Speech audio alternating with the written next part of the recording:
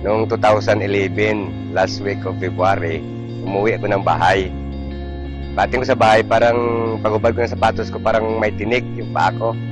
Sabi ko sa misis ko pag umaga, tingnan mo nga kung may tinik.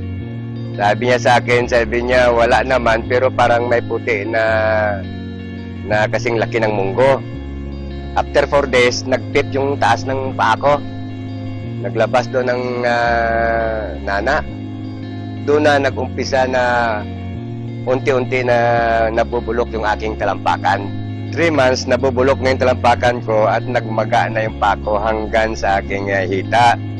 Tapos may fluid na tumatagas na mabaho yung amoy. At doon nag-umpisa na kinain ng uod yung paa ko, nagkaroon ng uod. Kinain ng langgam yung mga bulok ng paa ko.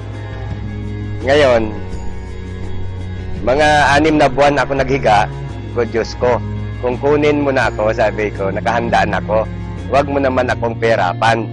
Dahil yung mga malalakas na pinreliver na tick ko, almost 30 minutes lang, yan na naman, 24 hours na nagkikirot yung paa ko. Ngayon, pag umaga sabi ko, tanggalin mo lahat ng iniinom ko na mga gamot. At nakahandaan ako. Mga first week ng July, pumunta sa akin yung aking member na distributor ng Global, Mrs. Manoxol, nagpapirma ng papeles. Dahil pati mata ko nung kaikling panahon, nag-blackout na rin. Hindi na ako kita. Ngayon sabi niya sa akin, Pres, bakit hindi ka mag-try ng produkto na Global? Sabi niya yung C24/7. Sabi ko sa kanya, ano ba yan? Sabi niya, food supplement. Pag umaga, sabi ng misis ko, niya alis muna ako. Pagbalik niya, may dala siyang isang karton na 24/7. So sabi ko, ano ba klase mag-inom nito?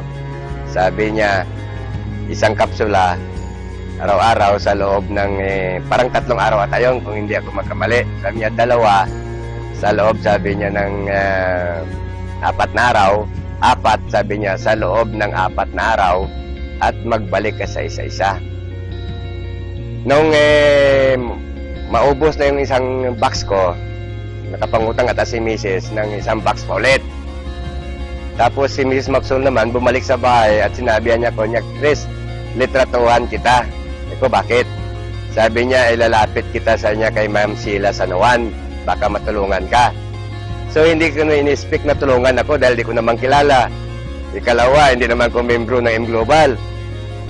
Mga 4 days, dumating yung supply na binigay sa akin, 3 24/7 na box, 3 pulidos, 3 rin na Restolite.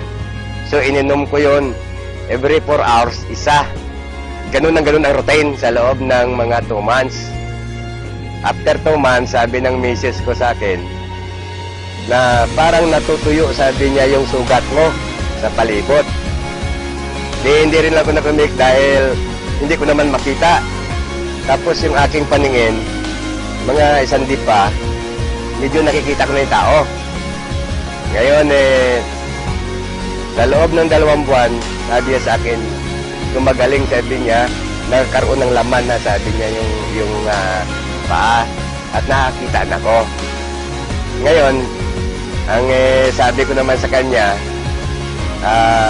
dahilan sa ipit din kami, at mabuti naman si Ma'am Sheila, sige suporta sa akin ng C24/7 na yan bago yung product ng Global.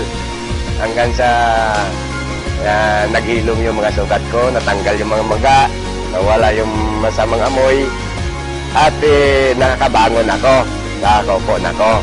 Kasi yung sabi ko, yung unang tayo ko na nakalakad na ko, una kong pumunta doon sa opisina ni Ma'am Sheila Sanuan para mag-testimony ng, para maipakita sa kanya na ito ang product ng tulong mo sa akin. Ako'y gumaling na. Pasalamat ako sa produkto na Global dahil number 1 factor yun na ako'y nagaling. Ikalawa, doon sa kay Mrs. Manoxol, siya nag-introduce sa akin ng product na yan.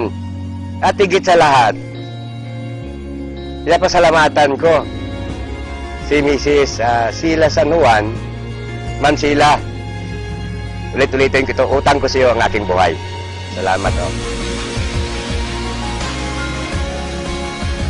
Ako si Mr. Berilio Licante, 60 years old.